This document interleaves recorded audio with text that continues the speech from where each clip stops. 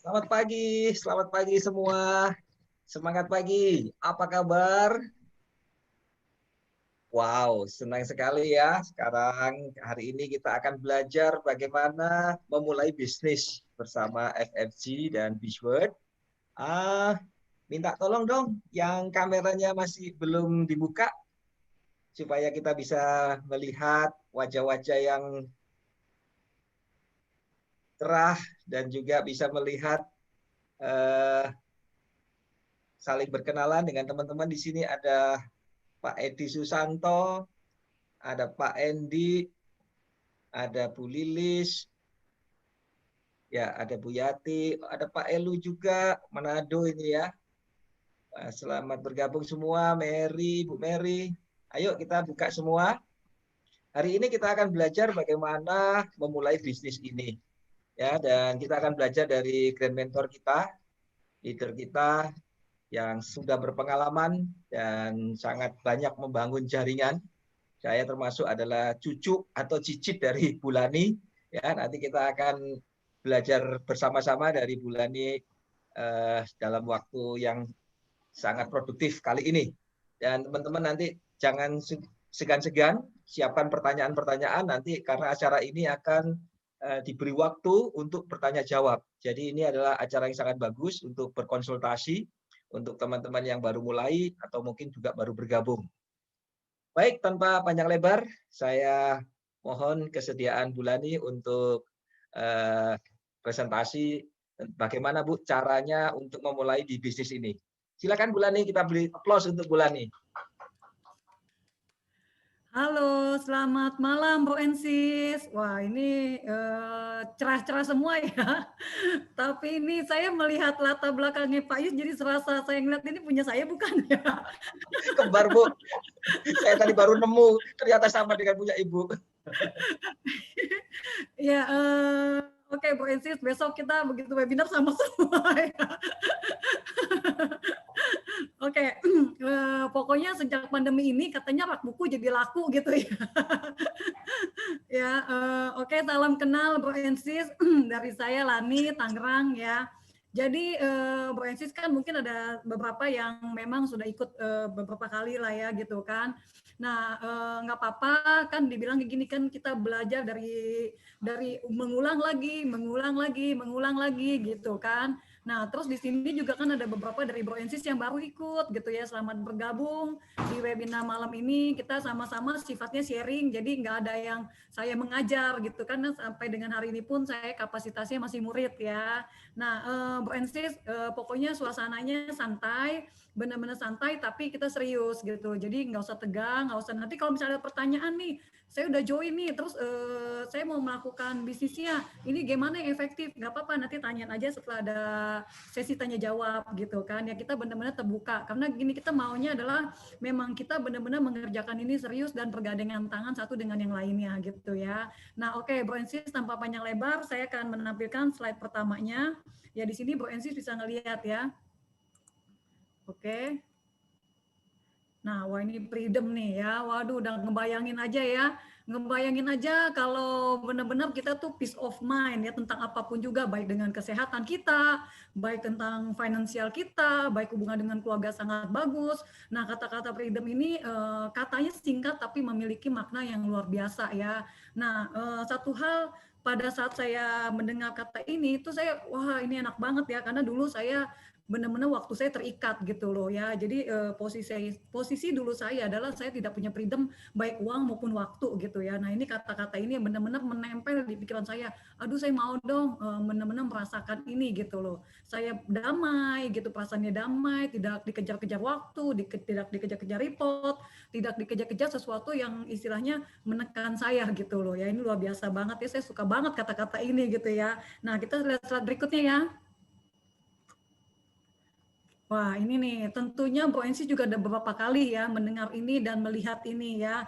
Nah boleh nggak saya tanya nih ke Bro Ensi, siapa di sini yang sudah baca buku The Cashflow Quadrant-nya Robert Kiyosaki?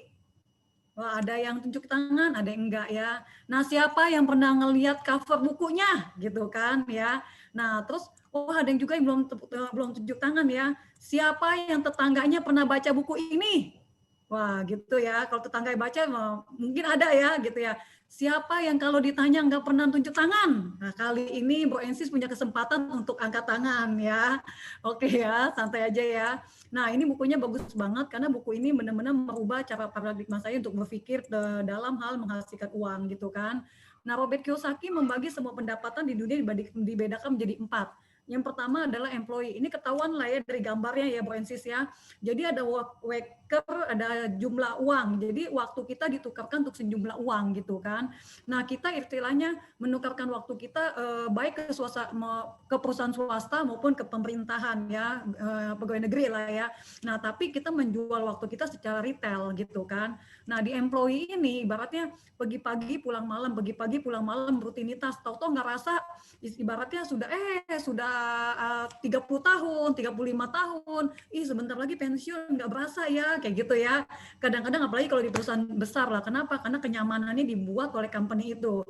Nah, company itu tahu nih bahwa asetnya mereka adalah karyawannya mereka gitu loh ya. Makanya dikasih kenyamanan sampai kadang-kadang orang tuh tersadarkan pada saat mereka mau pensiun ya. Nah, di sini benar-benar sesuatu yang Bro Ensis nggak bisa jual tuh jabatannya. Kalau mau jual gimana ya pindah perusahaan baru gitu kan ya. Jadi sesuatu yang Bro Ensis rintis itu tidak bisa diwariskan ibaratnya gitu kan. Nah, terus kedua di employee ini tidak ada faktor kalinya. Kenapa? Karena Bro Ensis hanya bisa bekerja 10 jam, 12 jam, 24 jam bisa nggak? Bisa kalau sekali. Tapi kalau sudah 24 jam sampai 3 hari berturut-turut itu udah nggak bisa. Ibaratnya kayak gitu ya. Nah, yang kedua adalah self employee. Nah, self employee itu apa? Contohnya simpel adalah buka toko. Kalau saya bukan notaris, dokter klinik, artis, ada di sini semua. Saya sistemnya gitu kan. Ini juga sama nih, menukarkan waktu dengan sejumlah uang. Nah, self employee ini biasanya kan gini, impian para karyawan adalah kumpulin uang, saya buka usaha sendiri gitu kan ya.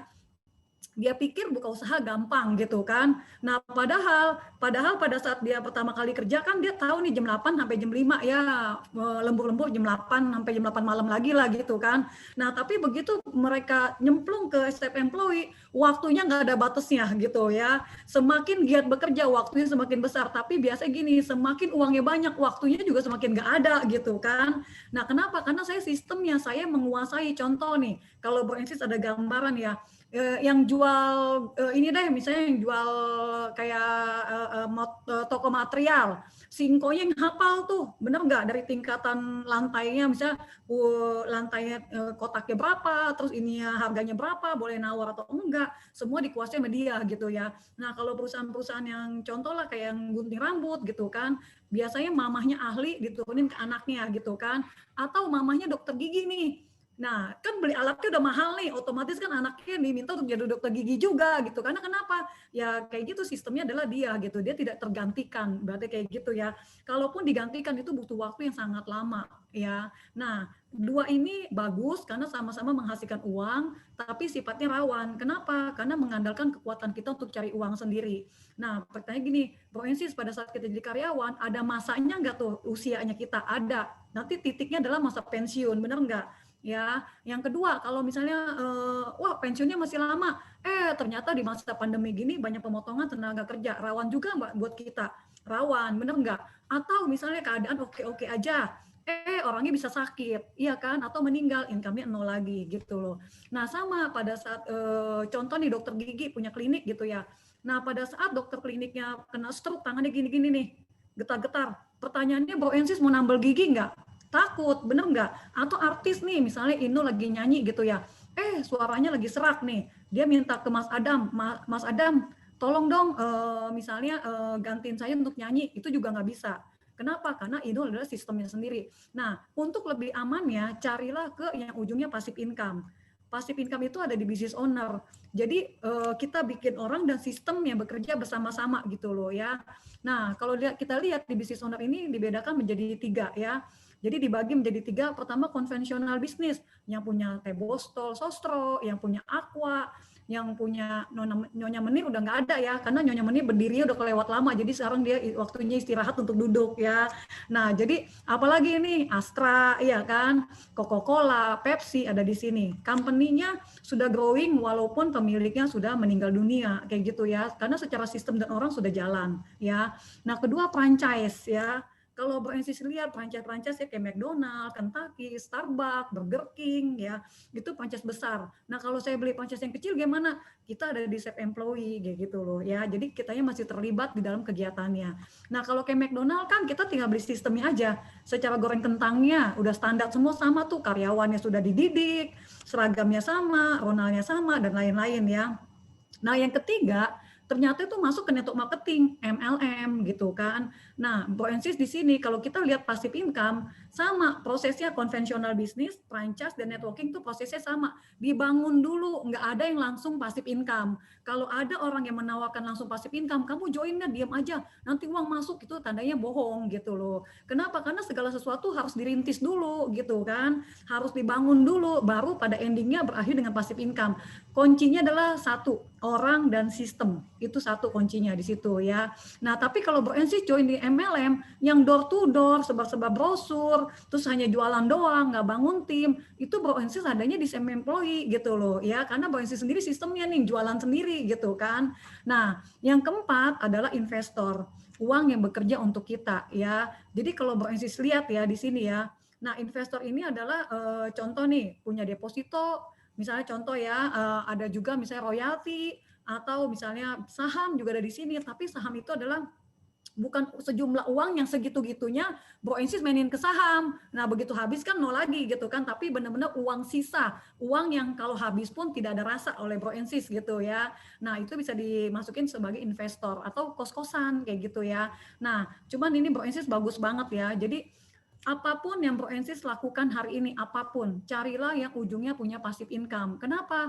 Karena ini penting banget. Bro Ensis tidak bisa mengandalkan kekuatan badan sendiri untuk cari uang.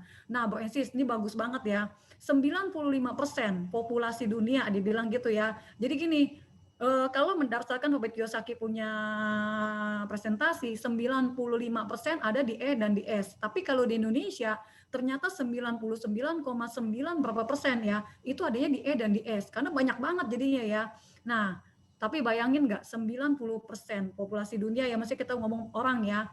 Nah, dia memperebutkan 5% kekayaan atau kemakmuran gitu loh. Sedangkan ada orang-orang yang di B dan I ya, itu mereka cuma 5% populasinya gitu loh. Tapi kekayaan yang tersedia itu 95%, itu luar biasa banget ya. Nah hari ini Bro Ensis ya, saya dan teman-teman yang mengundang Bro Ensis itu mengajak kita untuk pindah ke kuadran B, business owner. Tapi memang pindahnya bukannya pluk, pindahnya gampang. Kenapa? Karena latar belakangnya kita ada di E dan di S, itu butuh waktu ya. Nah di sini benar-benar diajak untuk pindah untuk berakhir di punya passive income ya. Nah kita lihat slide berikutnya ya. Jadi benar-benar carilah yang ujungnya passive income tuh kan. Kenapa why passive income gitu kan ya. Nah, Bro Ensis penting banget punya passive income. Kenapa nih? Kita lihat slide berikutnya ya. Nah, berdasarkan rata-rata ya survei ya, ini bukan survei saya loh ya. Di atas usia 65 tahun, 29% meninggal dunia. Benar nggak? Saya melihat orang tua saya, papa saya meninggal di bawah usia 60 tahun ya. 49% itu tergantung dengan orang lain. Benar nggak? Mama saya tergantung dengan anak-anaknya ya. Nah, 12% masih harus bekerja. Ada nggak di lingkungan kita nih yang usia 65 tahun masih kerja? Banyak. Perpanjang, apalagi kalau misalnya contoh ya bukan perusahaan pemerintah, misalnya perusahaan swasta, di mana pada saat baru dibangun dia sudah kerja di situ tuh. Jadi perusahaan itu baru dirintis, dia sudah bekerja di situ. Kadang-kadang sampai 70 tahun masih dipakai ya. Nah, 5 rata-rata ya, 4% kaya raya. 1% financial freedom dan time freedom. Nah, hari ini ya benar-benar apapun usianya dari Bro Ensis, berapapun usianya, usia cuma angka ya. Kalau kita di sini masih muda semua ya, sehat, muda ya, berkatnya berkelimpahan. Kita berdoa ada di 4% dan 1%, benar ya. Nah, kita lihat slide berikutnya ya. Ini generasi sandwich nih dibilangnya, ini bagus banget ya. Nah, Bro Ensis kita lihat ya, generasi sandwich itu apa sih? Generasi yang terhimpit ya, antara atas orang tua dan generasi bawahnya adalah anak gitu ya. Secara finansial nih, dengan kata lain generasi ini harus menanggung kebutuhan dirinya, kebutuhan orang tua dan kebutuhan anak-anaknya. Ada nggak? Banyak banget. Ini banyak banget. Jadi benar-benar dia harus istilahnya gini loh. finansialnya belum stabil, tapi dia harus menanggung orang tua dan anak-anaknya ya. Nah ini luar biasa banget tingkat stresnya dan lain-lain ya. Dan ini banyak banget terjadi, apalagi di kota-kota ya, di kota-kota besar ya. Nah kita lihat slide berikutnya. Nah, faktornya apa sih nih ya generasi sandwich ini gitu kan. Nah, faktor yang melatar belakangi adalah orang tua yang tidak memiliki perencanaan keuangan yang baik untuk masa tuanya sehingga berpotensi besar untuk membuat sang anak menjadi generasi sandwich berikutnya. Jadi mesti dipatahin gitu loh ya. Mesti benar-benar dipatahin, kalau enggak ya akan berlanjut lagi pola yang sama gitu loh. Nah, generasi sandwich ini dicetuskan oleh Dorothy A. Miller ya. Menurut studinya ya 47% orang dewasa berusia 40 sampai dengan 50 tahun terjebak di generasi sandwich ini. Jadi banyak banget, hampir setengah ya. Nah, 2 dari 5 pria serta 40% wanita berada di dalam generasi sandwich yang merasakan stres berat. Kenapa? Dia nggak mungkin melepas orang tuanya, bener nggak? Dan dia pun nggak bisa nahan untuk pendidikan anaknya, biaya hidup anaknya, bener nggak? Jadi benar-benar terhimpit di tengah-tengahnya gitu loh. Jadi hanya hari ini benar-benar hanya keputusan kita yang mematahkan itu tidak terjadi di generasi kita berikutnya ya. Kita lihat slide berikutnya ya. Jadi putusin untuk jadi generasi sandwich yang terakhir. Udah enough deh, udah saya aja gitu ya. Nah, tapi kalau misalnya saya nggak mengalami, ya kalau kita berjuang untuk gimana anak-anak kita juga tidak mengalami gitu ya. Nah, kita lihat slide berikutnya ya. Ini bagus banget ya, dia bilang gini, kalau kamu tidak menemukan caranya untuk menghasilkan uang jadi gini, kalau kamu tidur tuh uang tetap ngalir, dia bilang gitu. Kalau kamu nggak menemukan caranya, dia bilang, sampai kamu meninggal, kamu akan bekerja untuk cari uang. Luar biasa ya. Dan benar banget, kadang-kadang kan gini, ini dikit-dikit uang, kayak diperbudak aja nih sama uang. Bukan, sebenarnya pada saat kita bekerja ya, dan kita benar-benar istilahnya kejar-kejaran, istilahnya waktunya habis, terus kita nggak ada waktu buat keluarga, tapi ujungnya masih aktif income, sebenarnya itu salah satu adalah perbudakan zaman modern dibilangnya ya. Jadi benar-benar kita sama-sama beresis terbuka untuk satu istilahnya benar-benar raih passive income kita gitu loh ya. Nah, sekarang slide berikutnya YMLM gitu ya. Nah, ini kan banyak banget nih orang-orang yang alergi MLM gitu kan. Menyebut MLM aja, aduh, bisnis yang lain aja gitu kan ya. Nah, ini bagus banget ya. Jadi ini banyak orang penting nih. Jadi Bill Gates, Donald Trump, Jim Rohn ya. Jadi kayak Bill Gates nih, jika saya diberi kesempatan untuk memulai semuanya dari awal lagi, dia bilang, saya akan memilih network marketing. Kenapa? Karena dia tahu kekuatan network marketing. Kekuatan network itu tidak bisa ada batasnya. Percaya nggak Bro Ensis? Ya luar biasa banget ya. Nah, Donald Trump juga sama. Jika saya kehilangan segalanya dan saya harus memulai lagi, saya akan bergabung dengan perusahaan network marketing yang besar dan mulai segera bekerja. Nah, pada saat dia ngomong kayak gitu, itu kan dia lagi posisi lagi ada kayak semacam seminar ya. Nah, begitu dia ngomong gitu kan peserta ketawa ya. Tahu nggak dia nyautin apa? Dia bilang gini, itulah sebabnya dia bilang, kamu tuh ada di posisi di situ tuh, saya di posisi ini nih, duduk di sini, dia bilang. Kenapa? Karena kamu ketawa, itulah kamu ada di posisi penonton dan saya hari ini duduk di sini gitu loh ya. Nah, Jim Rohn juga sama ya. Jadi network marketing adalah gelombang besar di masa depan. Ini mengambil alih bisnis waralaba yang sekarang membutuhkan modal terlalu banyak untuk orang rata-rata ya. Nah, kita lihat slide berikutnya ya. Robert Kiyosaki juga sama ya. Malah Robert Kiyosaki itu, jadi mereka ini adalah orang-orang yang kaya bukan dari MLM, tapi mereka melihat potensi dari network marketing, memberikan orang peluang dengan resiko yang sangat kecil, modalnya juga rendah gitu loh, untuk membangun income, meningkatkan aset dan mendapatkan kekayaan. Nah, Stephen R. Covey juga sama ya. Kalau kita lihat semuanya ya, kita lihat slide berikutnya. Brian Tracy, malah Warren Buffett ya, itu juga sama. Dia juga, malah Warren Buffett ini punya perusahaan MLM ya. Nah, Anthony Robbins juga sama. Ini motivator nomor 1 dunia ya, Anthony Robbins. Kalau kita lihat Oprah ya, ini salah satu adalah dimentorkan oleh Anthony Robbins gitu ya. Nah, kita lihat slide berikutnya ya. Nah, YMLM sebenarnya simple, Bro Ensis. Kalau saya gini, saya kan tidak punya modal yang sangat besar ya. Nah, terus kedua, saya nggak ada pengalaman di network marketing. Nah, tapi hebatnya network marketing, dia kasih kita ya pendidikan ya, kasih kita pendidikan untuk kita istilahnya dimentorkan. Nah, tapi kalau melihat dari sini, ini bagus banget, konvensional bisnis versus network marketing. Nah, ini yang saya bilang nih, dari pabrik ya ke tingkat bawahnya ada margin keuntungan. Ke bawahnya lagi distributor ada margin keuntungan, ke agent ada margin keuntungan, retailer ada margin keuntungan, kan ke end user ya. Jadi ada persentase margin nih. Nah, kedua ada biaya iklan. Nah, semuanya itu ditanggung oleh kita gitu loh. Jadi kalau Bu Ensis bilang, wah produk MLM mahal. Nah, produk MLM itu adalah produk premium. Memang udah pasti harganya di atas rata-rata. Kenapa? Karena kalau produk yang sama dijual di konvensional itu biasanya udah bukan ekstraknya lagi, biasanya udah tinggal ezennya aja gitu loh ya.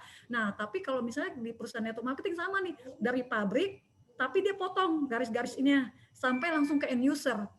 Kan ada margin keuntungan tuh, ada biaya iklan. Nah, yang biaya iklannya kita nih jadi iklannya gitu loh. Dan margin itu keuntungan dikasih untuk komisi kita. Nah, itu bedanya sebenarnya. Jadi kalau misalnya orang, wah produk MLM dijualnya mahal gitu kan. Sebenarnya secara kualitas beda, kedua ya. Nah, sebenarnya prosesnya sama gitu loh. Cuman margin keuntungannya dan biaya iklannya itu dikasih ke kita. Nah, buat saya itu menguntungkan buat saya gitu loh ya. Nah, kita lihat lagi ya di sini ya.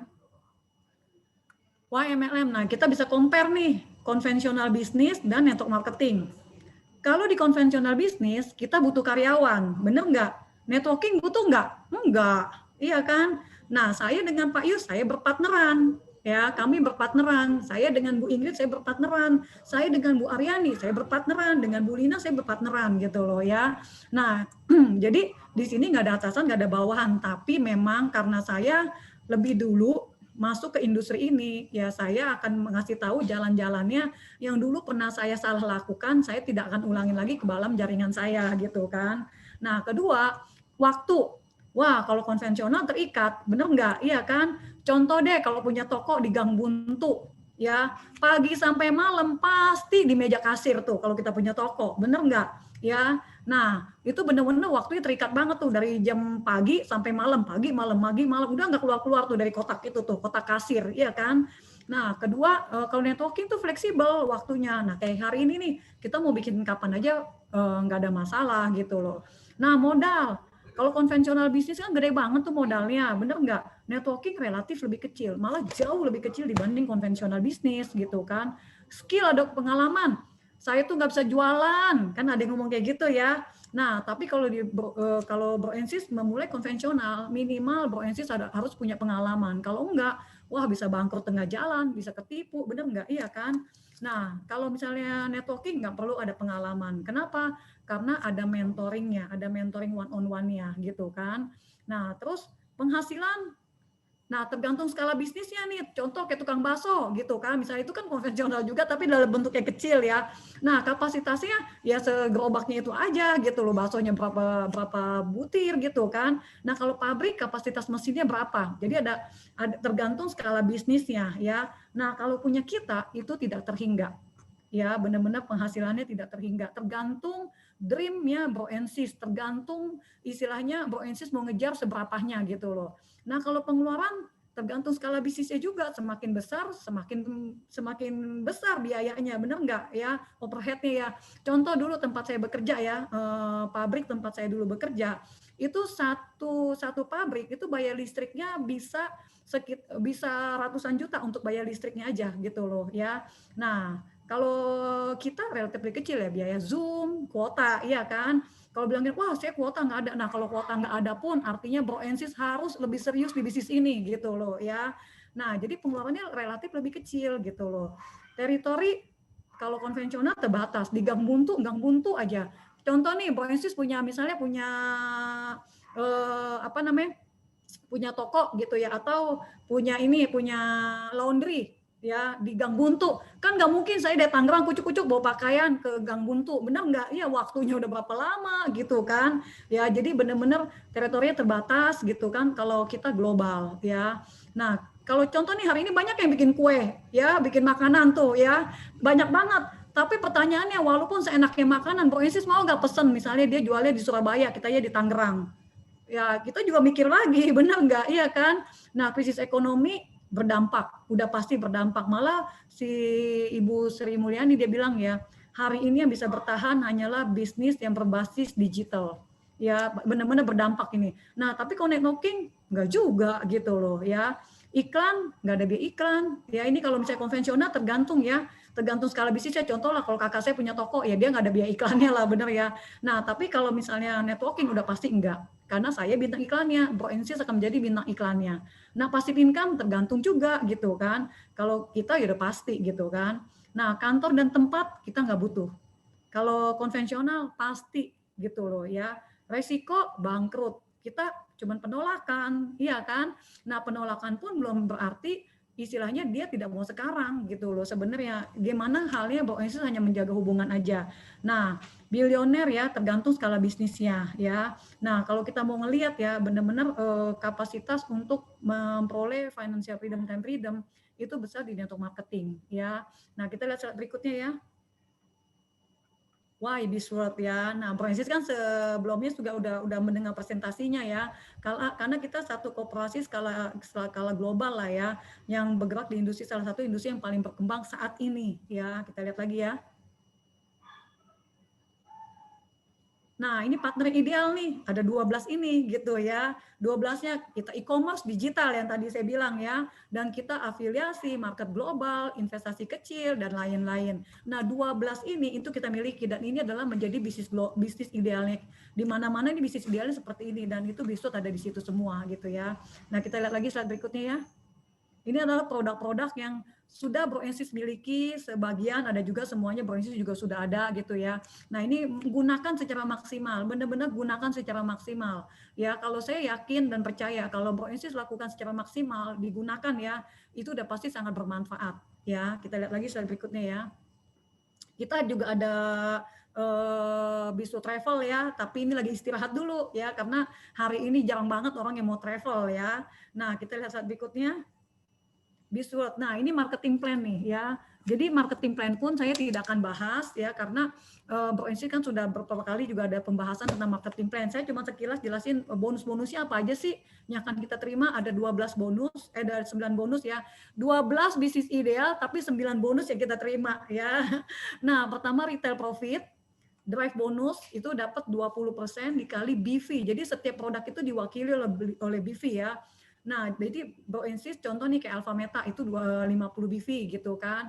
Kayak Alpha Spin itu 300 BV kayak gitu ya, ada BV-BV-nya ya. Nanti Bro Ensis dapat 20% dikali BV yang diambil sama teman-teman yang Bro Ensis referensikan. Grup bonus adalah secara sistem pada saat company membaca ada grup A, grup B, itu maka grup bonus otomatis keluar ya. Tim bonus pada saat Bro Ensis sudah ajak teman dan dia sudah menghasilkan grup bonus ya. Nah, terus unilevel bonus adalah bonus pemakai. Nah, contoh kayak saya menggunakan Alpha Spin, saya menggunakan pembalut yang repeat order juga sering banget ya, Vitalmax, dan itu kan ada tiap jaringan kita juga memakai hal yang sama ya, dan itu ada bonusnya lagi. GLB juga sama pada saat Bro Ensis sudah Trista Diamond, orang yang Bro Ensis kenalin juga Trista Diamond di bulan yang sama, maka Bro Ensis dapat bonus 2% kali omset seluruh penjualannya si A ya, timnya A ya. Dan lifestyle bonus juga ada, ini kalau Bro Ensis mendapatkan Trista Diamond, CDA juga sama ya, dan Vacation Club Reward, dan ini adalah bonus-bonus kapasitas yang 9, ini kita bisa dapetin semuanya ya. Oke, kita lihat berikutnya. How to start the business itu paling penting, bener nggak? Kalau misalnya contoh kita nih, oh saya sudah ada di kuadran B, bener nggak? Bener gitu kan. Nah kedua, wah ternyata 12 jenis kriteria ideal ada di Bisword nih gitu kan. Produknya juga oke, karena produk kesehatan hari ini lagi booming banget ya. Nah terus gimana nih untuk memulai bisnisnya gitu kan. Nah kita lihat slide berikutnya ya. Pertama adalah impian, itu yang paling penting. Impian itu nggak ada yang besar, nggak ada yang kecil, semuanya gratis Bro Ensis gitu kan. Jadi Bro Ensis itu jangan, aduh saya nggak punya impian nih, lalu saya nggak mau melakukan bisnis ini, nggak, lakukan aja gitu loh. Nanti sambil jalan impian itu akan berjalan dengan sendirinya gitu kan. Jadi kalau ada bilang gini, pokoknya harus passion, nggak juga kalau menurut saya. Tapi setiap kali Bro Ensis Bro Ensis melakukan sesuatu, lakukanlah itu dengan passion. Itu yang menurut saya ya gitu loh. Jadi bukan masalah passion nggak passion, apalagi lagu zaman begini gitu kan. Kalau kita passion pun nggak ada menghasilkan uang, buat apa gitu kan ya. Jadi lakukanlah segala yang Bro Ensis bisa lakukan, tapi lakukanlah itu dengan passion gitu ya. Nah impiannya apa aja sih gitu kan. Ini contoh-contohnya doang ya. Nah pertama adalah ini, yang paling pertama, lunasin utang dulu, itu paling penting ya. Kenapa? Karena utang itu mempunyai energi yang sangat negatif ya. Kedua, utang itu jangan dipikirin karena tidak memecahkan masalah. Utang itu dibayar ya. Nah, contoh ya, ini contoh-contoh aja ya, traveling lah ya, menyekolahkan anak ke luar negeri, mobil baru ya, terus renovasi rumah baru, berhenti kerja, kontribusi dan lain-lain ya. Jadi setiap impian itu besar dan kecil gratis. Kalau bisa dua-duanya gratis, kenapa kita nggak mempunyai impian yang besar ya?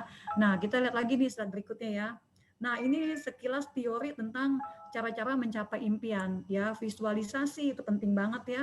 Nah, apapun yang proses impikan, visualisasikan ya, bahwa dalam doa, dan itu merupakan kebutuhan ya, jadi bukan keinginan. Contoh nih, kita punya utang kartu kredit, kita jangan fokusnya untuk beli rumah mewah dulu, lunasin dulu, jadi bertahap ya. Saya yakin banget itu bertahap semuanya ya. Tapi pada saat oh ini udah lunas, lalu loncat ke impian yang berikutnya lebih tinggi, loncat lagi ke impian berikutnya lebih tinggi kayak gitu ya. Nah, sifatnya mendesak. Nah, masukkan emosi di dalamnya, bukan emosi marah-marah ya, tapi istilahnya ada getarannya gitu, burning desire-nya tuh pokoknya udah mesti, kudu harus gitu ya. Nah, ada alasan yang kuat untuk mencapainya, datang ke showroom, rasakan. Nah, pada saat kita bisa merasakan, contoh ya, dulu saya ada pelajaran training untuk ini, saya ikut-ikutan tuh datang ke showroom gitu ya. Saya duduk di showroom perumahan gitu kan, wah iya ya gitu, maksudnya merasakan feelingnya ya. Nah, kita lihat slide berikutnya ya. Dream itu jangka pendek, jangka menengah, dan jangka panjang. Jadi yang tadi saya bilangin tuh, jangka pendek tuh yang mendesak-mendesak dulu tuh diberesin gitu kan. Nah, sebenarnya pada saat Bro and Sis tahu dreamsnya Bro and Sis, sebenarnya kerikil-kerikil tantangan di tengah jalan itu nggak rasa lagi gitu. Kalau rasa pun nggak membuat kita istilahnya down-nya terlalu parah gitu, itu bisa bangkit lagi ya. Contoh lah, apalagi tentang keluarga, tentang orang tua, tentang anak ya, itu getarannya melebihi segalanya istilahnya kayak gitu ya. Nah, kita lihat slide berikutnya ya. Nah, kita harus bedain nih goals dengan dreams ya. Ini sekilas aja ya, nggak ada maksud mengajarin, tapi ini hanya sharing aja ya. Dream itu boleh sebesar-besarnya atau seliar-liarnya lah ya. Contohnya simpel gini, kita bisa naik pesawat itu karena ada orang yang bermimpi dulunya, bener nggak? Kita bisa menggunakan handphone. Nah, dulu ada film Mission Impossible tuh, itu mungkin dari film juga tuh terinspirasi gitu kan ya. Jadi ada impian seseorang ya. Nah, tapi goals itu harus detail, realistis, dan tertulis. Contoh misalnya, Bro Sis baru join nih bisnis ini, baru join hari ini gitu kan ya. Mimpi harus besar nggak? Iya. Selama kita hidup bermimpi yang besar, tapi wujudkan impiannya, jangan cuma mimpi doang gitu kan. Nah, tapi begitu masuk ke goals itu benar-benar harus detail ya. Contoh misalnya mau bayar utang, utangnya berapa duit gitu kan. Di list down, jangan di list down dipikirin jadi stres, bukan. Tapi tulis dan bilang, saya akan lunasi utang ini, bawa dalam doa. Dan tapi bekerja gitu loh ya. Nah, jadi ada batas waktunya pencapaian. Nah, kalau di perusahaan itu dinamakan target sebenarnya. Ya, contoh nih, target bulan ini saya harus mencapai 1.800 BV minimal. Kenapa? Karena dapat bonus 20% ekstra bonus. Nah, itu kan target kan. Nah, kalau di perusahaan itu namanya target ya. Jadi kenapa nih pemilik perusahaan menjadi kaya, semakin kaya dan terus kaya? Karena mereka mempunyai goals. Nah, kalau karyawannya di sana tidak mempunyai goal sebesar ownernya, yaitu sebabnya pemiliknya semakin kaya, karyawannya biasa-biasa saja gitu ya. Nah, setelah mencapai satu goal, terus goal berikutnya gitu loh. Ya, kalau kita kan di sini ada mentor, eksekutif mentor dan lain-lain ya. Kita lihat slide berikutnya. Nah, ini paling penting nih. Ya. Oke, dream udah punya gitu kan. Perusahaan udah bagus. Gimana nih how to start-nya? Bikin daftar nama. Dengan sengaja bikin daftar nama, kelompokin keluarga, teman. Nah, sudah kalau daftar nama udah habis gimana? Prospecting gitu kan. Nah, kita lihat nih contohnya, ini saya sengaja bikinin supaya ada gambaran, ini saya lakukan soalnya ya.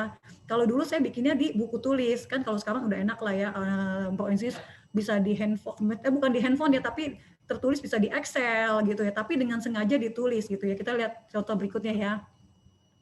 Nah, ini nih ya, saya udah copy ya. Nah, contoh nih ada, saya sengaja, jadi kalau saya bikinnya di buku ya, ada nomor, ada nama, ada call, ini tanggal saya telepon, ini misalnya ya, ada follow up. Nah, kalau follow up kan ada berapa kali-kali nih, iya kan? Nah, contoh misalnya, saya pisah ini teman SD, teman SMP, teman SMA, teman kuliah, teman kerja, teman ibadah, teman itu goes, zaman sekarang kan ada goes ya.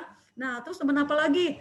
Teman misalnya contoh nih teman main game, wah jangan main game lah ya kalau udah seumuran kita ya, mendingan kita fokus ngejar impian ya.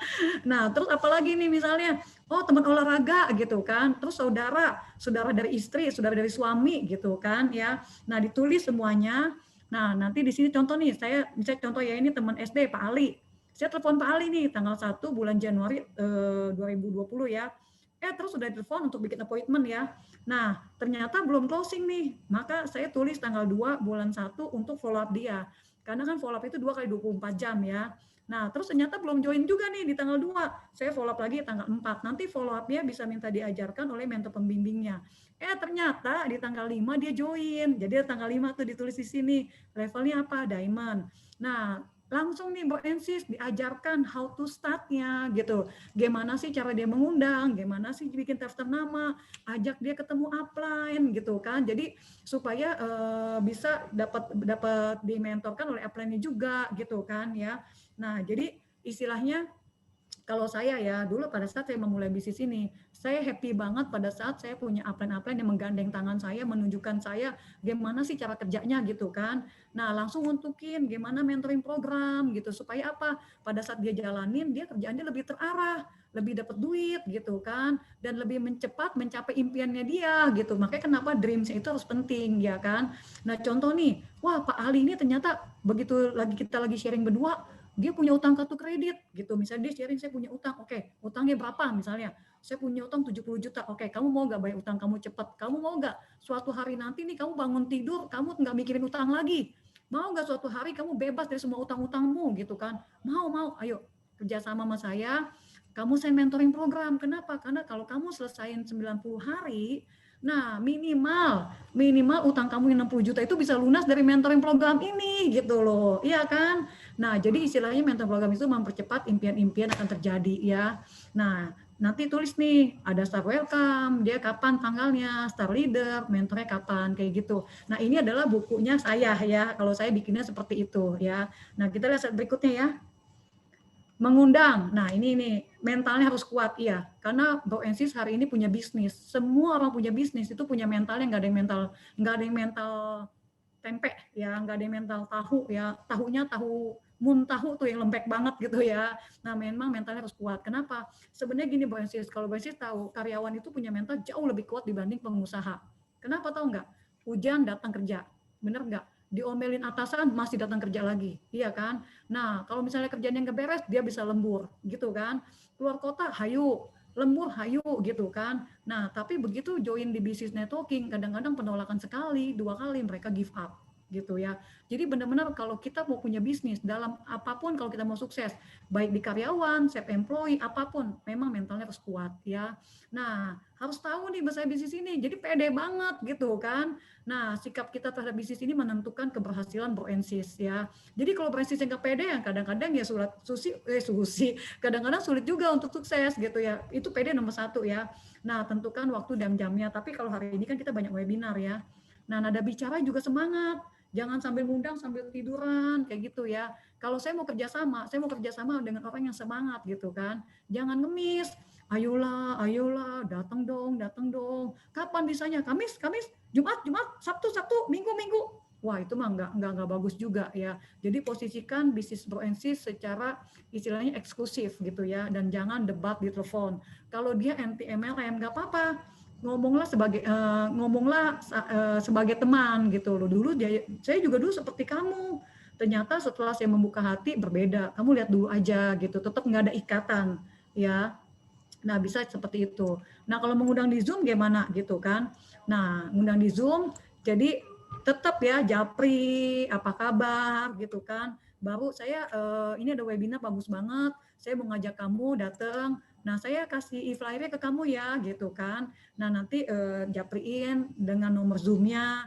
Edifikasi acara ini bagus banget loh. Jadi banyak banget secara kesehatan saya terbantu oleh acara ini karena benar-benar membukakan mindset bahwa sebenarnya proteksi untuk IMF itu penting banget gitu kan. Nah, edifikasi pembicaranya.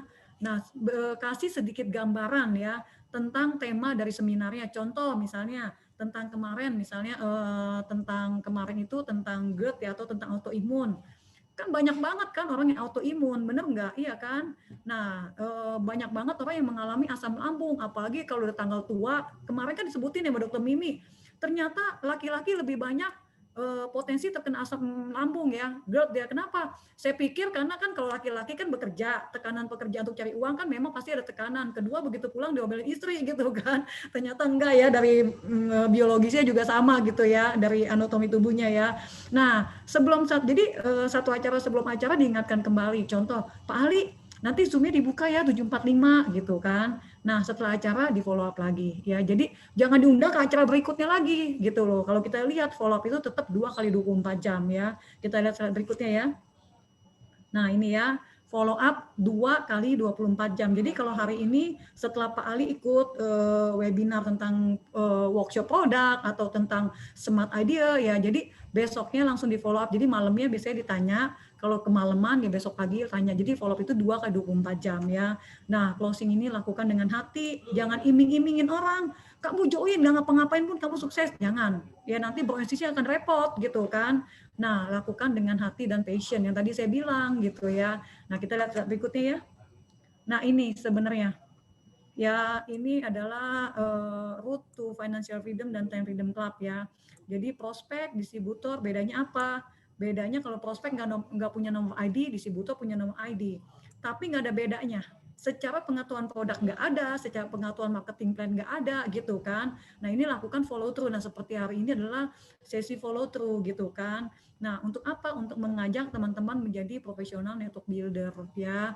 Nah, untuk jadi mentor aset dan ke financial freedom dan freedom club. Jadi yang tadi saya bilang gitu ya, sebenarnya pada saat kita bikin dream, pada saat kita istilahnya yang tadi kita mengundang dan lain-lain gitu ya, sebenarnya itu mempercepat kita ke arah impian kita ya. Kita lihat slide berikutnya ya. Why support system FFG ini penting? Banyak nggak produk MLM bagus di luar? Banyak ya. Nah, kita jangan ngejelekin produk orang lain ya. Kenapa? Karena kita fokus kelebihan produk kita aja sendiri. Nah, kenapa jangan jelasin? Karena etika bisnis ya. Nah, kita hanya kasih tahu kalau saya ini. Kalau produk lain gimana? Saya nggak tahu karena saya belum pernah ada di sana gitu loh. Tapi contoh nih kayak Alpaspin gitu kan, ya kita bilang aja, kalau saya sih mempercayakan suatu teknologi, saya percaya dengan teknologi Jerman gitu kan. Nah, lalu kita lihat ini support systemnya, kenapa sih penting? Nah, ini yang paling penting ya. Jadi bukan masalah produknya, masalah support systemnya kita lihat ya. Nah, gambaran kuning ini adalah gambaran orang yang jalani networking tidak menggunakan support system. Contoh, produk A booming, join nih dia sama teman-temannya. Begitu udah masanya habis, rontok. Wah, ada produk B, join lagi. Temennya tadi ikut, ada lagi di setengah ikut, tapi sudah ada nggak ikut, udah yang kapok kan. Dia join lagi, nikmatin. Wah, lagi booming nih, produk ini booming. Nanti ada waktu lagi, turun lagi. Ada MLM baru lagi, dia join lagi. Ya, nah ini lucu banget. Ya, jadi saya pernah bantuin satu downline saya itu banyak banget MLM-nya. Sebelum itu join ini. Nah, suatu hari saya bantuin dia ketemu temennya ya. Ini lucu banget ya. Terus temennya ngomong gini, kan ini lu gua karena mereka sepantaran ya. Gini aja nih, bro, katanya. Lu datang lagi ke gua 2 bulan lagi, dia bilang. Kalau lu masih di MLM sama, gua join. Dia bilang kayak gitu. Karena dia kalau ketemu temennya tuh, temen itu lagi tawarin MLM-nya, percaya nggak? Nggak 2 bulan lu, dia udah pindah ke MLM lain memang gitu loh. Iya. Jadi kadang-kadang kita tuh nggak dipercaya sama orang gara-gara kayak gitu juga gitu kan. Entah nanti MLM ini gitu kan. Nah, kalau kita dengan FFG ya punya support system, jadi profesional network builder, di sini kan ada learning curve-nya ya. Jadi learning belajarnya istilahnya ya. Kita ditolak dulu kan kita masih nggak ngerti, tapi sebenarnya penolakan pertama itu pembelajaran pertama kita loh. Kita bisa review kan kenapa sih dia nolak gitu. Oh, ternyata gue kurang semangat nih ngomongnya misalnya gitu kan. Nah, kedua, begitu kita ketemu teman lagi, dia mau join tapi masih belum join. Kenapa nih? Itu juga pembelajaran kedua lagi. Mungkin secara produk kita belum terlalu menguasain, secara energi kita masih low. Nah, banyak hal sebenarnya kita belajar gitu loh. Jadi tidak ada yang sia-sia sebenarnya kalau dibilang kan gitu kan. Nah, kita belajar dulu, di sini adalah learning curve-nya ya. Tapi pada saat belajar lagi, repeat aja terus, pelancarnya kan sama aja kan. Nah, sampai satu titik itu namanya titik eksponensial dan itu tidak bisa dibatasin lagi gitu loh ya. Nah, kita lihat slide berikutnya ya. Nah, ini perlunya ada FFG ya sebagai support system yang tadi saya bilang ya. Jadi hardware-nya sudah ada, Bizroad ya, dan software-nya adalah FFG. Dua ini tidak bisa dipisahkan. Kenapa? Karena ini dua kekuatan yang sangat luar biasa ya. Jadi FFG tanpa Bizroad juga nggak ada uangnya gitu kan. Tapi pembangunan sumber manusianya ada nih gitu kan. Tapi nggak ada wadahnya untuk cari uang, iya kan? Nah, kenapa FFG mencari partnernya Bizroad gitu kan? Itu tadi ada kriteria 12 jenis ideal. Dan kenapa Bizroad menggandeng FFG? Karena FFG sudah punya network gitu loh ya. Nah, kita lihat slide berikutnya ya. Di sini ya FFG ya. FFG itu membantu kita. Ya, membantu Bro Ensis, membantu saya itu pindah kuadran secara mindset, secara leadership, secara attitude, secara mental. Karena kan contoh ya, papa saya kan bukan konglomerat. Papa saya ya bukan karena papa sudah meninggal, nggak mungkin jadi konglomerat, bener nggak? Mama saya juga bukan konglomerat gitu loh. Nah, bagaimana mereka ya, dua orang yang luar biasa ini nih, yang belum pernah jadi konglomerat mengajarkan saya untuk jadi konglomerat, kan nggak mungkin, bener nggak? Iya kan? Nah, di sini saya perlu FFG untuk belajar. Jadi FFG itu sekolah bisnis di tempat saya belajar, gitu kan? Pindah nih dari mindset saya dari seorang karyawan menjadi business owner itu seperti apa, kan itu butuh waktu, bener nggak? Ya, kita butuh mental yang kuat, visi yang kuat, terus kita juga butuh istilahnya benar-benar istilahnya never give up yang luar biasa gitu loh ya. Nah, di sini FFG itu lebih membangun aset kita adalah networknya, jadi membangun sumber daya manusianya. Ya, nah people are moving asset. Network sama dengan aset sama dengan kemakmuran dibilangnya ya. Di sini ada kata-kata yang default ya, bakar aja tuh pabrik dia bilang. Tapi kamu tetap kasih saya dengan manusia, misalnya asetnya ya, karyawannya gitu. Saya bisa bangun lagi bisnisnya kayak gitu kan. Nah, makanya tadi saya bilang kalau company besar dia tahu gimana cara memanjakan karyawannya ya. Dia tahu cara gimana sih membangun karyawannya, karena karyawan itu aset yang mereka juga gitu loh ya. Nah, kalau di sini adalah people adalah aset ya, people adalah benar-benar aset yang luar biasa banget gitu loh ya. Nah, kita lihat lagi ya, support system sekolah bisnis yang tadi saya bilang, membangun seseorang menjadi entrepreneur yang tangguh ya dalam berbagai aspek, mindset, leadership, mental, karakter, attitude, value, skill. Contoh ya, kalau saya jadi orang tua nih, jadi orang yang tua yang gampang give up nih saya misalnya ya. Nah, gimana saya bisa mengajarkan anak saya untuk gini, kamu jangan menyerah, kamu ayo maju terus, pantang mundur. Lah mamahnya aja misalnya gitu ya, nerima tantangan dikit langsung down, langsung loyo, terus dapat ini kan nggak bisa, bener nggak? Nah, banyak nggak kadang-kadang di masyarakat ya, kadang-kadang orang tuh nggak tahan dengan tantangan pada saat mereka mencoba bisnis banyak banget ya. Nah, inilah sekolah bisnis dibutuhkan gitu loh ya, untuk membangun mindset, leadership dan lain-lain menjadi yang sangat kuat untuk karakter apapun juga. Ya, kita lihat slide berikutnya. Nah, Bro and Sis, ini kalau di networking nih, lihat ya, bener-bener ditarik, semua narik nih, berbagai tingkatan ya, bener-bener ya. Nah, kalau di luar bisa nggak kayak gitu? Apalagi kalau kita contoh ya di tempat kerja, bener nggak? Tempat kerja satu direktur direbutin sama sini nih, calon-calonnya nih, bener nggak? Iya kan? Nah, itu kan istilahnya kalau bisa tuh main sikut-sikutan, iya kan? Nah, tapi kalau di tempat kita, ibaratnya benar-benar kita gandengan tangan satu dengan yang lainnya. Ya, apalagi kalau Bro Ensis, misalnya contoh ya,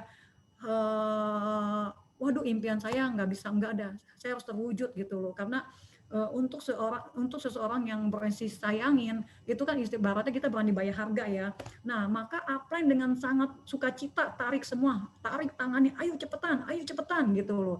Karena benar-benar Bro Ensis sesuatu yang kita anggap hari ini tingkat zona nyaman kita ya, contoh lah misalnya ya, kita hari ini nih punya skill yang kita pikir itu bisa menghasilkan gitu kan, memang benar saat ini menghasilkan, tapi kan kita perlu ingat waktu terus berubah, bener nggak? Dunia tuh berubah dengan sangat cepat, bener nggak? Iya kan?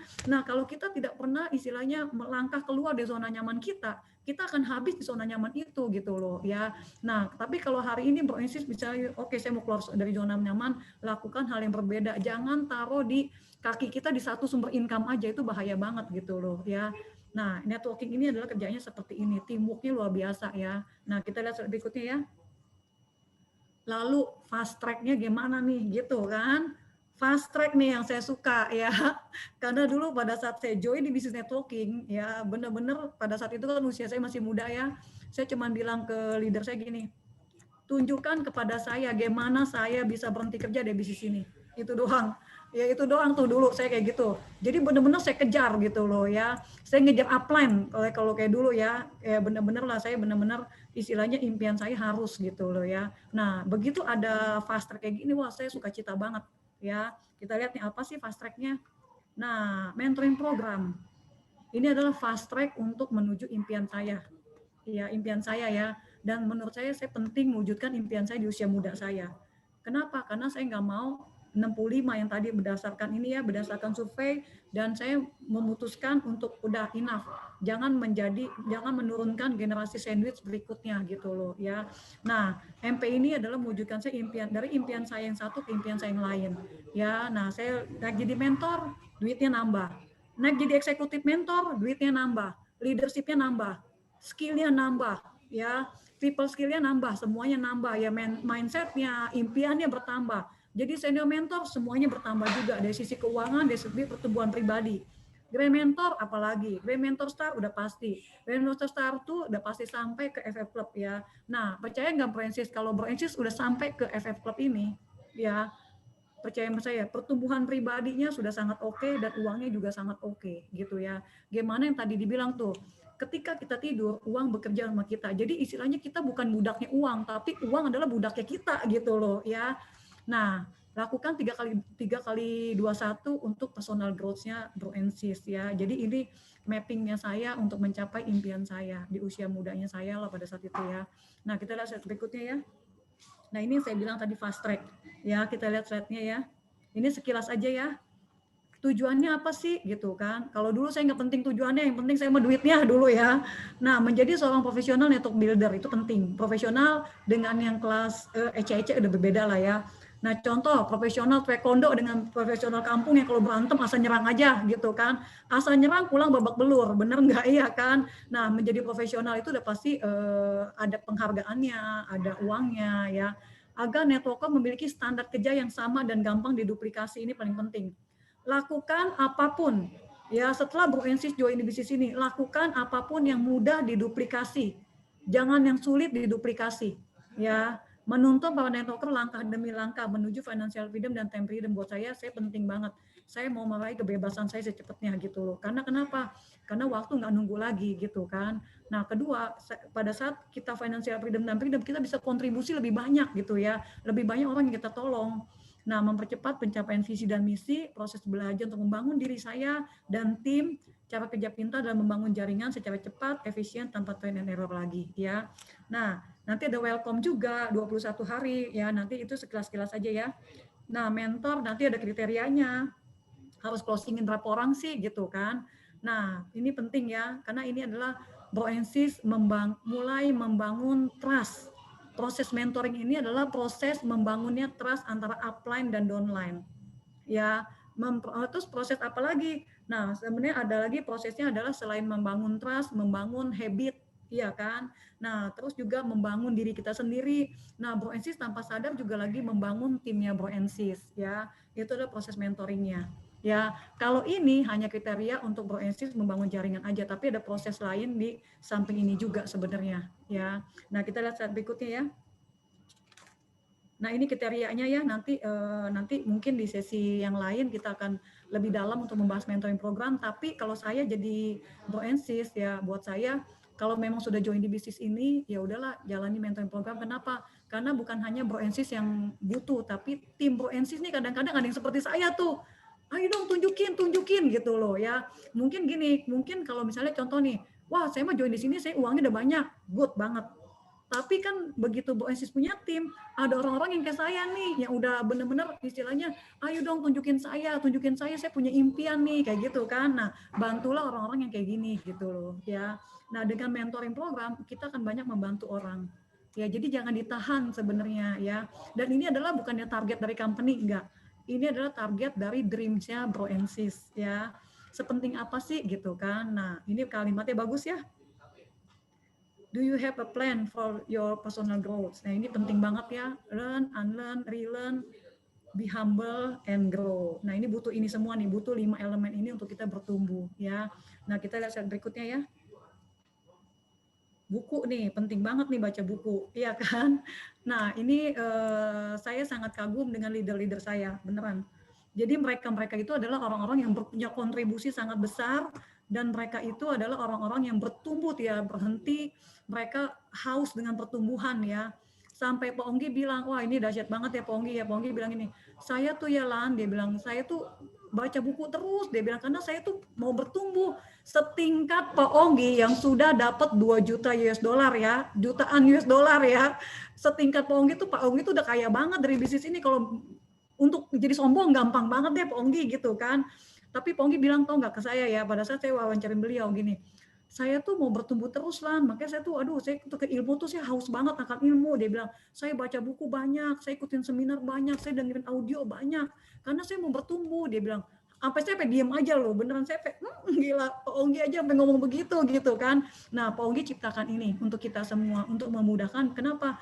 Karena kembali lagi ya, people adalah aset, tapi asetnya seperti apa? Aset yang dibangun sebenarnya ya. Nah ini adalah membangun diri kita ya. Nah membaca buku 15 menit ya, berpikir lebih jauh besar ya. Buku pertama dengerin CD Networking Mastery ya 30 menit per hari ya. Laporkan yang sudah dilakukan, share ke grup selama 5 menit, jam reportnya ini dan lain-lain ya. Dan ini penting banget ya.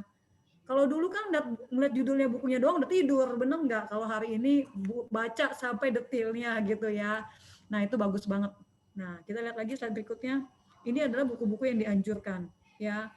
Bagus banget karena personality plus itu adalah untuk saya mengenal diri saya dan saya mengenal orang lain ya.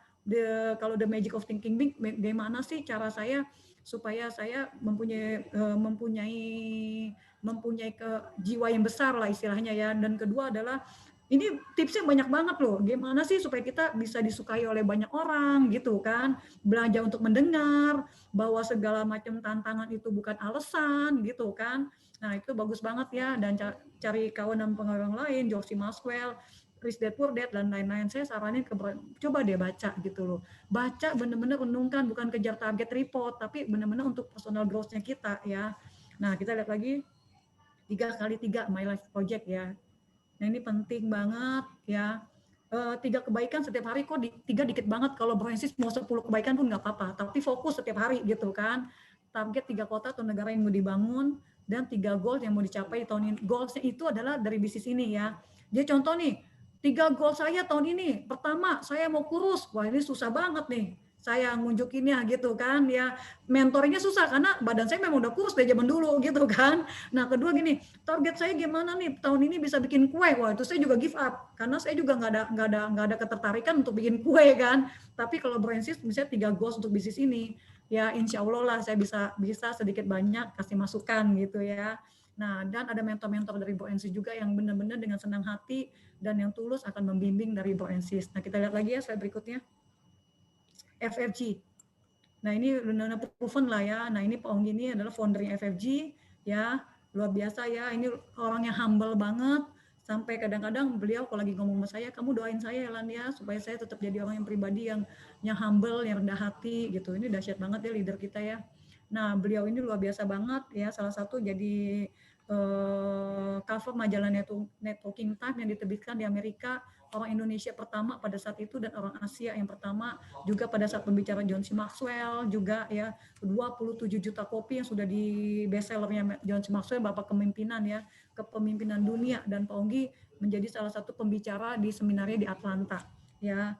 Dan kita lihat besarnya FFG lah, dan suatu support system proven pada saat bukan hanya besar di Indonesia, tapi bisa diduplikasi ke banyak negara, berbagai warna kulit, berbagai kebudayaan, berbagai latar belakang. Nah kayak gini, baru itu benar-benar kita namakan support system. Ya FFG udah punya support system tuh lengkap banget ya. Nah ini promo ya, nanti promonya ya, kayak gitu. Nah cukup sekian dari saya ya. Nah Broensis benar-benar kalau menurut saya gini loh, ini bagus banget ya. Satu hal yang saya belajar, jadi gini, ini bagus. Saya ada kutipan gini, saya inilah dengan audio ya. Dia bilang gini, bertahan hidup versus bertumbuh, dia bilang kayak gitu kan. Nah kalau bertahan itu dia bilang ya melakukan segala sesuatu pekerjaan tuh ala kadarnya aja gitu loh. Tapi kalau bertumbuh tuh melakukan secara maksimal, dia bilang kayak gitu kan. Nah ini bagus banget kata-katanya, saya catat ya. Dia bilang gini, banyak orang jadi banyak orang mempertahankan zona nyamannya dan tidak berani mencoba untuk hal baru yang membuka banyak kesempatan. Nah, tapi sebetulnya kalau direnungkan lagi, bertumbuh adalah jalan satu-satunya agar bisa bertahan hidup sebenarnya, dia bilang gitu kan. Karena dunia itu terus bertumbuh dan tidak pernah berhenti berubah ya. Jadi tempatnya hari ini nyaman, belum tentu tuh besok nyaman lagi, dia bilang kayak gitu kan.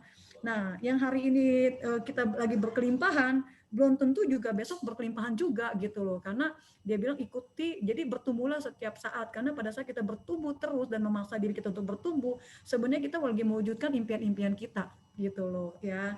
Nah, oke, Bro Ensis, cukup sekian sharing dari saya ya. Saya serahkan ke MC kita yang luar biasa, Pak Yus. Thank you kalau ada Keren banget. Tepuk tangan untuk Bulani, semangat, semangat. Waduh, saya mendengarkan dari awal itu bagaimana langkah-langkah memulai bisnis ini dengan terstruktur, jelas, sehingga saya teringat kembali Bulani dan tumbuh. Karena yang sebelumnya mungkin saya ketahui ABC, sekarang ada tambahan DEF, atau mungkin di celah-celahnya itu saya bolong-bolong Bulani. Keren banget. Mari kita dengarkan dulu pertanyaan dari teman-teman ya Bu. Teman-teman ini ada yang mau tanya gimana caranya, mungkin angkat tangan. Silakan kalau yang ini jangan sungkan-sungkan atau ditulis di chat. Jangan malu-malu, ada sesuatu, siapa ya? Atau langsung dinyalakan, dibuka aja, ditekan mic-nya. Mana ini? Bentar ya, saya coba. Karena ini ada beberapa halaman Bu, sudah 2 halaman. Mungkin teman-teman yang lain atau leader yang lain bisa bantu saya. Siapa yang mau nanya ini ya? Ada yang mau ditanya nih? Bulani. Pak Yus. Ya, Bu mau Lina, silakan. Ada pertanyaan nih, titipan nih. Ya. Ada downline saya titip pertanyaan begini, dia punya prospek atau baru join sebenarnya. Yang diajak ini sudah pernah mengikuti MLM beberapa kali, yang seperti tadi Bu Lani jelaskan tadi. Nah, dia merasa bahwa dia sudah tahu semuanya. Nah, itu tuh gimana cara ngajak mereka untuk tahu bahwa di sini nih kan setiap sistem ada masing-masing gitu Bu. Nah, itu tuh kiat dari Bulani bagaimana tuh? Ya, makasih Bu. Langsung aja Bu ya. Iya boleh. Kan kadang-kadang gini kan, wah nih ada nih prospek saya nih rajanya MLM gitu kan ya. Dulu saya juga dibilang sama teman saya waktu MLM di Tangerang. Untung bukan Ratu Dangdut.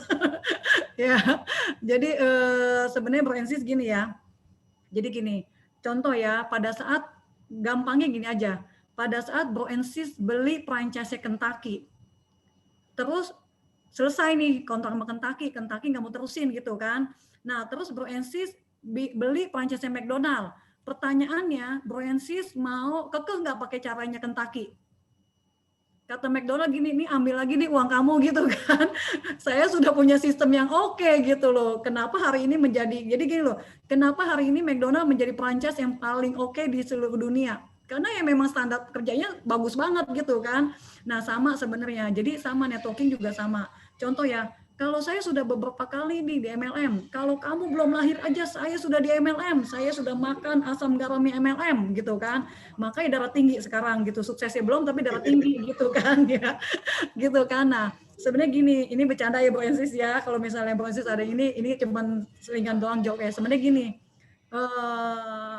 kalau Pak Onggi sih pernah ngomong kayak gini ya, dia bilang gini, kalau kita berkali-kali MLM dan kita belum punya passive income dengan hari ini, artinya kita belum sukses di MLM.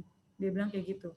Ya, jadi MLM yang benar itu adalah MLM yang menghasilkan passive income tidak akan pernah berhenti. Jadi kalau Bro Ensis tahu leader-leader kita dari tahun 2001 sampai sekarang 2003 sampai 2003 ya Bu Yuliani join 2003 ya. Sampai dengan hari ini income-nya tidak pernah berhenti setiap minggu sampai dengan hari ini. Itu baru networking dengan support system yang benar.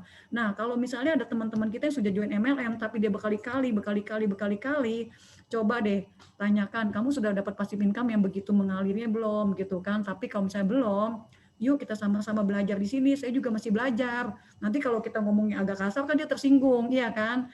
Jadilah kita sama-sama belajar, ikutin FFG, karena FFG punya support system sudah proven gitu loh. Leader-leadernya tuh punya passive income tidak berhenti setiap minggu gitu kan. Nah, kamu pakai ilmu yang lamanya adalah buat diri kamu sendiri. Tapi untuk sesuatu yang baru, kamu belajar lagi seperti anak kecil yang benar-benar istilahnya baru nih, kita baru join gitu aja. Ya, karena itu nggak bisa dipaksa sih kalau kayak gitu. Jadi cuman kalau saya sih bilang kayak gitu, kalau kamu ya sudah pengalaman di MLM, good. Tapi pertanyaannya, kenapa hari ini kamu masih bekerja gitu loh. Kalau kamu masih bekerja di hari ini dan kamu join MLM 1, MLM lain, artinya bukan pengalaman. Artinya ada sesuatu yang miss, yang belum kamu pelajari sehingga belum sukses di sana gitu loh.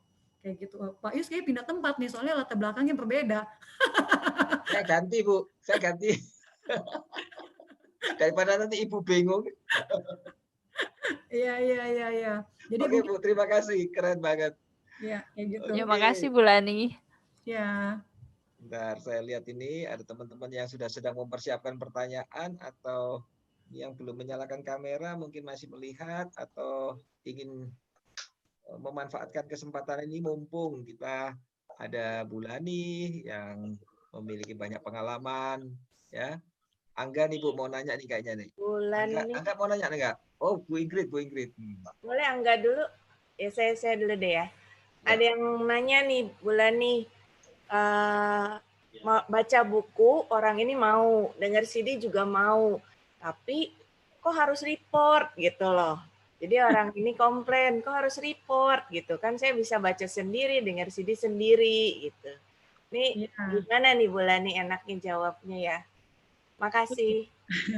Sebenarnya gini sih, kan saya juga sama ya, di awal-awal saya dengerin suara saya tuh kayaknya aneh gitu. Jadi pertama saya report tuh kayak saya sendiri malu ngedengar suara saya gitu kan. Ternyata suara saya tidak semerdu apa yang saya bayangkan gitu kan.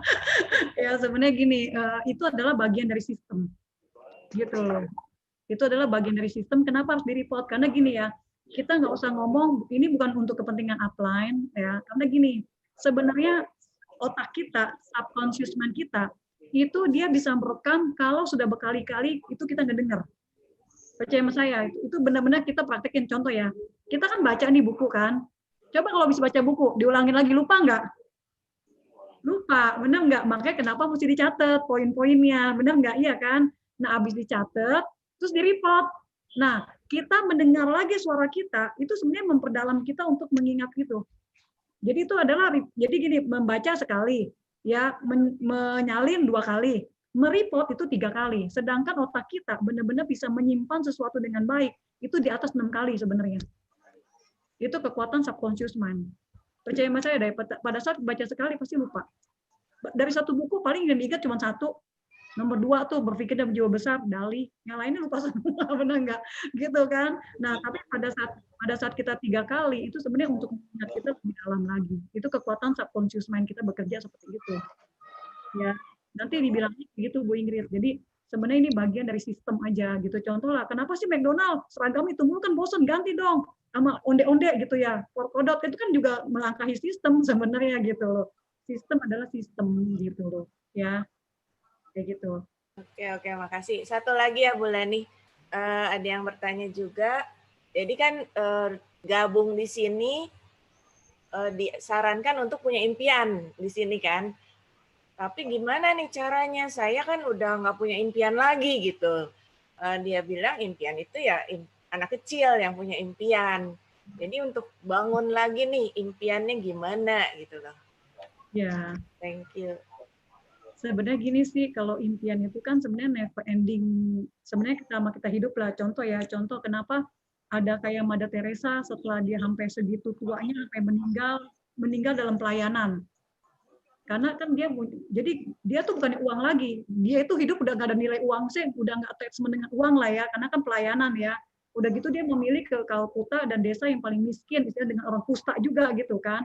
Nah kadang-kadang gini. Mungkin ya, contoh ya, mungkin sekolahin anak luar negeri udah, misalnya, anak udah lulus gitu kan, anak udah menikah, mau impian apa lagi gitu kan.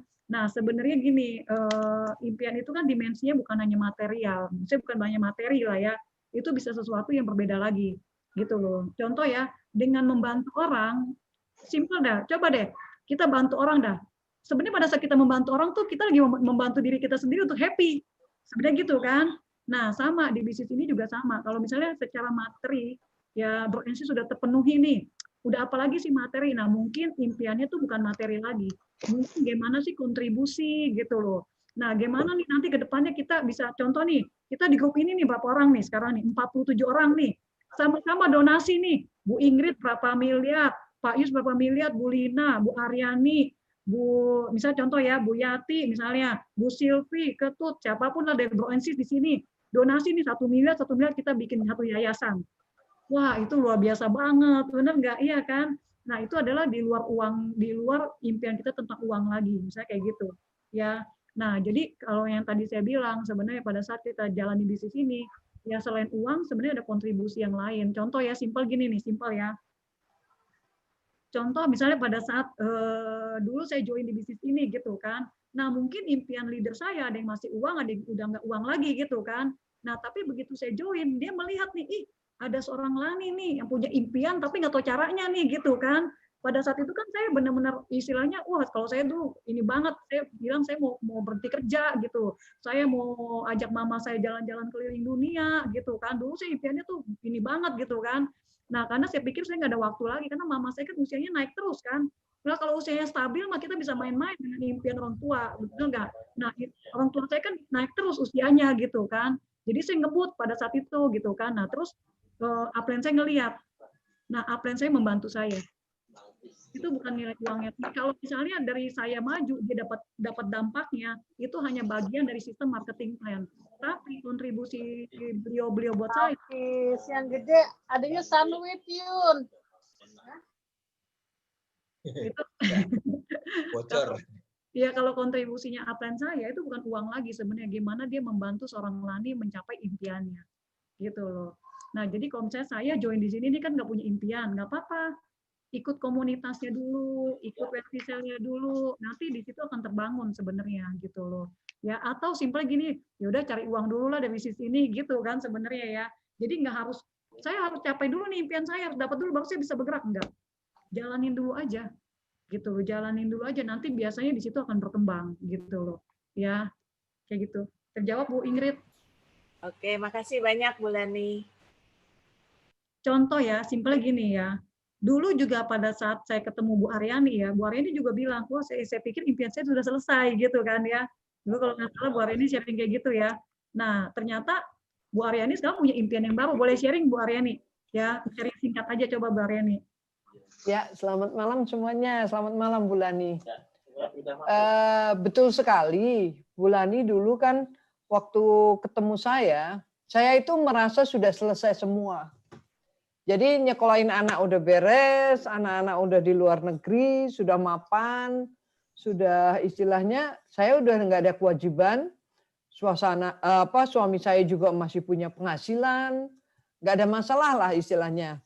Cuman waktu itu terus waktu dibilang impiannya apa saya bingung lagi. Tapi terus saya ingat-ingat ternyata saya masih punya impian yang sudah saya lupakan gitu. Maksudnya sudah nggak diingat-ingat lagi. Saya tuh ingin membuat panti jompo untuk sosial.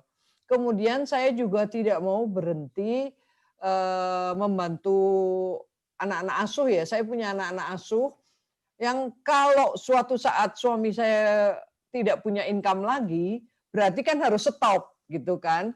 Nah itu di situ memacu saya untuk saya mau belajar bisnis ini dengan benar, supaya saya mempunyai income terus, dan di hari tua saya masih tetap bisa berkontribusi. Itu benar-benar. Nah setelah di FFG ini kita kan belajar banyak nih, dari leader-leader saya, Bu Lani, Bu Filan, dan leader-leader di atas saya semua termasuk leader paling tinggi Pak Onggi itu selalu mengajarkan kita untuk selalu bermimpi. Nah, terakhir memang saya punya mimpi lagi yang baru. Jadi kalau dulu saya suami saya tidak mau pindah ke Australia ya karena anak-anak tinggal di sana. Sekarang malah kita bermimpi kita mau beli rumah di Australia, kita mau pindah ke Australia. Itu mimpi nambah lagi. Kemudian yang seterusnya saya sekarang punya mimpi lagi dengan di FFG bahwa oh ini bisa kalau kita serius benar-benar kita bisa berkembang.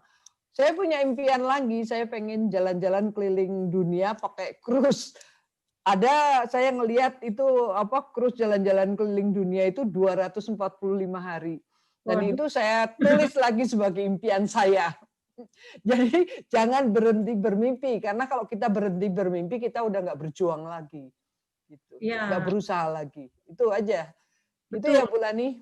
Betul, benar. Thank you banget Bu Aryani sharingnya. Jadi benar Bro Ensis. Jadi istilahnya contoh ya, misalnya Bro Ensis sudah secara keuangan nggak ada masalah gitu kan. Nah, tapi kan kita bisa misalnya contoh nih, banyak nggak orang di Indonesia yang kurang pendidikannya gitu. Nah, kita bisa bangun kayak gitu juga. Atau Pak Onggi itu punya visi dan misi ya dulu ya, lagi kita baru-baru ini ya, Pak Onggi pernah ngomong, nanti kita akan adopsi satu desa. Dulu banget Pak Onggi pernah ngomong, kita akan bina desa itu menjadi desa yang mandiri, istilahnya desa yang benar-benar usia produktifnya tuh dididik gitu loh. Nanti dari situ kader-kadernya akan mendidik desa-desa yang lain menjadi desa yang mandiri. Buat saya, wah itu benar-benar kontribusi yang wah itu luar biasa banget saya bilang gitu kan. Nah itu impian Pak Onggi tuh banyak banget, Terus Pak Onggi juga bilang gini ya dulu, nanti kalian ya pokoknya kalian hanya fokus bangun jaringan gitu kan, fokus aja di sana. Kenapa? Karena saya lagi memikirkan gimana nih sumber pasif income kalian bukan hanya dari bisnis ini. Saya lagi memikirkan karena dulu bener ya Pak Onggi bilang gini, saya lagi lihat-lihat pulau nih, kita beli pulau yuk, kita bikin resort, nanti kita sewain. Jadi istilahnya duitnya ini dari kita nih gitu loh. Itu kan salah satu pasif income berikutnya lagi kan, bener nggak? Iya kan? Nah itu banyak banget, idenya Pak Onggi itu banyak banget gitu loh. Istilahnya gini, supaya suatu hari ini kita udah tua semua, kita tetap di komunitas ini, kita karaoke sama-sama, kita enjoy sama-sama, kita jalan-jalan sama-sama, kita kontribusi sama-sama. Menurut saya Bro Ensis ya, kalau kita tahu ya, kalau kita nggak punya komunitas itu lebih cepat kita jadi secara kesehatan turun gitu loh.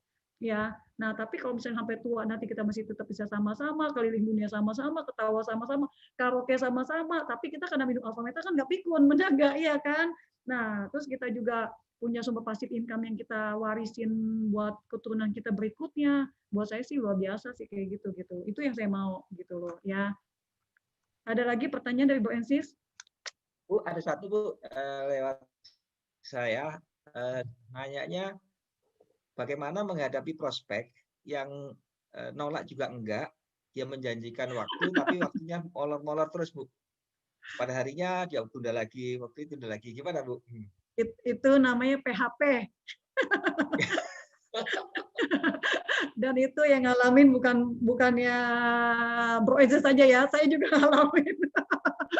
Itu bikin gemes banget nih gitu kan. Ya, jadi bagus nggak? Bagus gitu kan. Tolak juga enggak. Iya. Tertarik nggak? Tertarik. Ada pertanyaan nggak? Enggak. Gitu. Mau join enggak?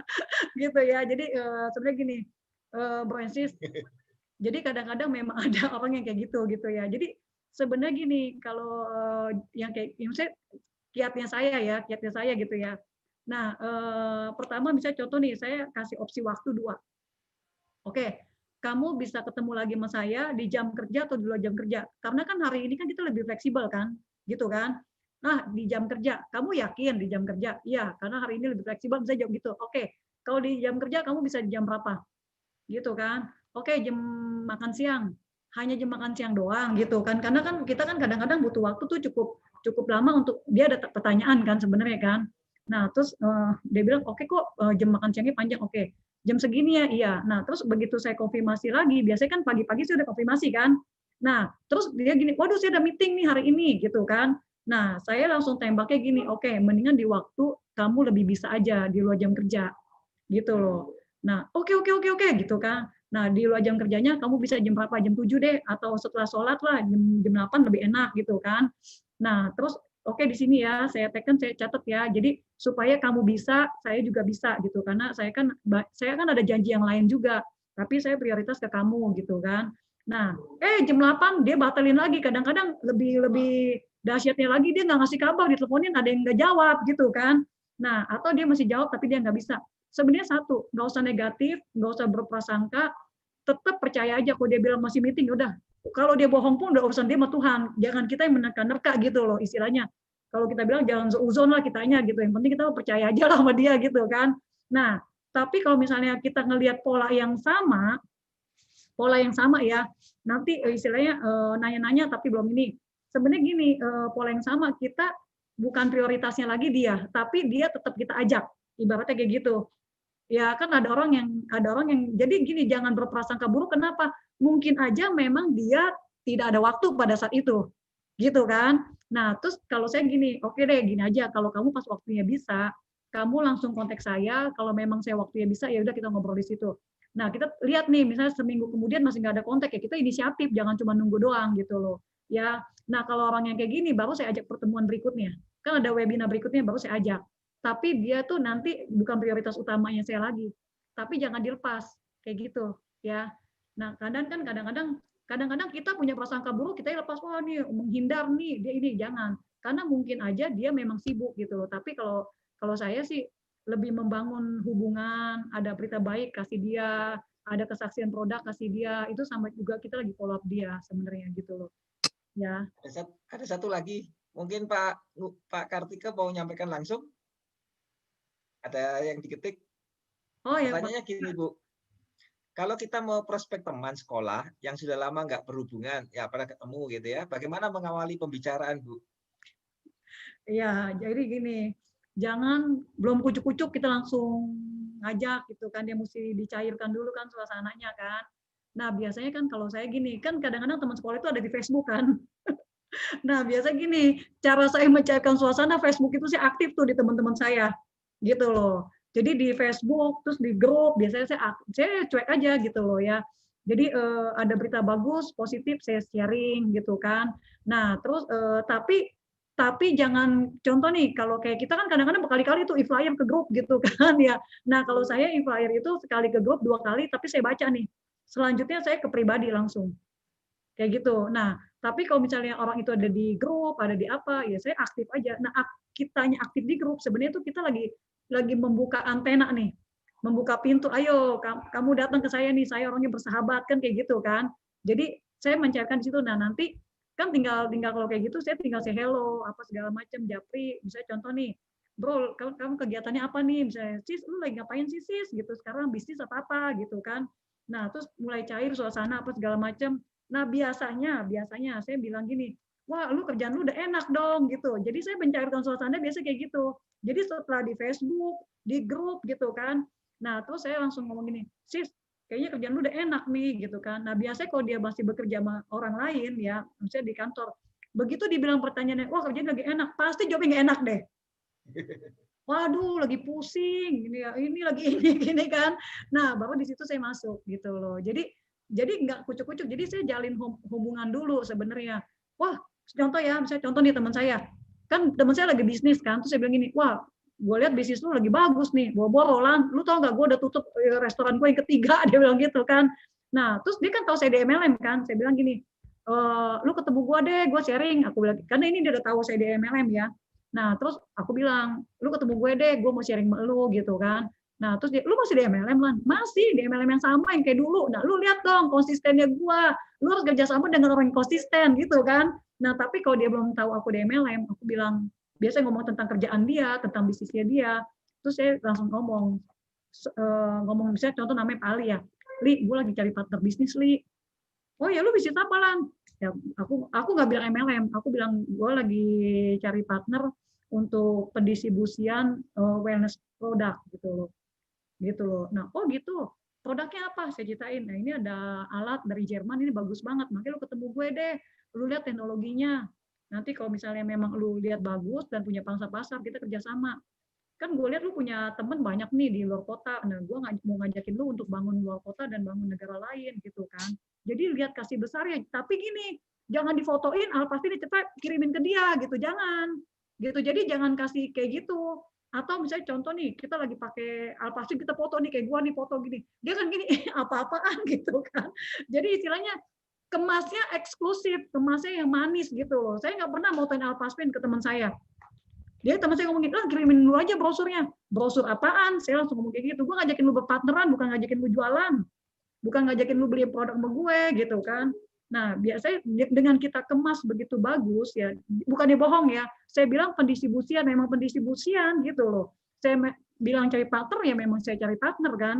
Nah, kayak gitu ketemu sama saya, kamu lihat produknya, kualitas produknya, kamu tertarik kita kerjasama. Kalau enggak ya udah ngopi aja. Itu kalau lagi offline ya.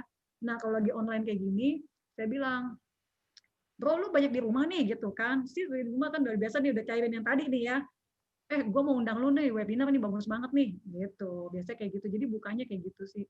Fleksibel, santai, jangan dibawa beban. Begitu di MLM kita milih kata-katanya jadi susah. Padahal mah sama aja di MLM ke di MLM kata-kata mah sama gitu loh. Ya kadang-kadang kita membebani diri kita sendiri. Kita berpikir nih nanti dia kalau nolak gimana, nanti dia kalau nggak jalan gimana, nanti kalau dia ini ngomongin saya gimana. Hentikan pikiran negatif, hanya pikirkan yang baik dan yang positif, kayak gitu. Ya. Cuek aja, pede, yang penting pede, tapi jangan kekonyolan juga, jangan difotoin. Fotoin alpaspinnya yang gede, yang kecil, yang warna kuning, yang warna jangan, nggak usah. Kayak gitu loh, ya. Iya, iya. Gimana Pak Kartika? Oke, ya, udah lengkap ya. Terima kasih, sudah nangkep ya. Terima kasih Pak Yus. Terima kasih. Oke, Ya. ya Pak Kartika, terima kasih. Ya, nyalain aja mic-nya. Ya. Oke, teman-teman, terakhir nih saya kasih satu lagi, kalau nggak ada langsung kita tutup saja karena sangat lengkap dan sangat banyak Bu yang saya catat tadi, dan mudah-mudahan nanti ini bermanfaat buat teman-teman kita semua untuk memulai bisnis dengan semangat, dengan pengetahuan-pengetahuan dan tips-tips yang dari Bu Lani tadi, banyak belajar dan menambah semangat kita. Baik, mungkin ada ini promo atau apa Bu Ingrid? Ada informasi baru? Nggak ada ya? Oke, kalau nggak ada. Oh, ini promo yang bulan September mau habis ya. Teman-teman sudah tahu ya. Ada yang 300 BV, kemudian yang ada GMS3. Nah, teman-teman bisa menghubungi yang mengundang untuk mengetahui produk-produknya ini ya. Karena kita sudah langsung bagaimana memulai bisnis dengan paket-paket yang semakin banyak yang kita beli, semakin banyak bonusnya, sehingga manfaatnya jauh lebih banyak. Itu ya terutama untuk yang Diamond Force ini ya, 5 Alpha Spin kita mendapat bonus sekitar 14 juta lebih ya, 14.527. Keren. Baik, Bu Ingrid, karena waktu sudah cukup, kita sudahi saja pertemuan ini. Bu Lani, terima kasih banyak. Bu Ari, Bu Ingrid juga yang telah Sarana dan teman-teman yang hadir di sini semua. Mudah-mudahan semua bermanfaat. Terima kasih. Dan kita akhiri acara ini. Selamat malam dan semangat pagi. Terima kasih. Thank you, Bu Lani. Terima kasih Bu Lani, Ingrid. Terima kasih Bu Lani. Terima kasih semua. semuanya. Kartika, terima kasih. Kasih Bu Lani. Kasih bulan Thank you Bu Lani. Selamat malam semua. Selamat malam. Malam. Thank you Bu Lani. Thank you. Sehat semuanya ya, jaga kesehatan dan Ya Bu Lani, penting Amin, banget ya. amin. Kami live ya.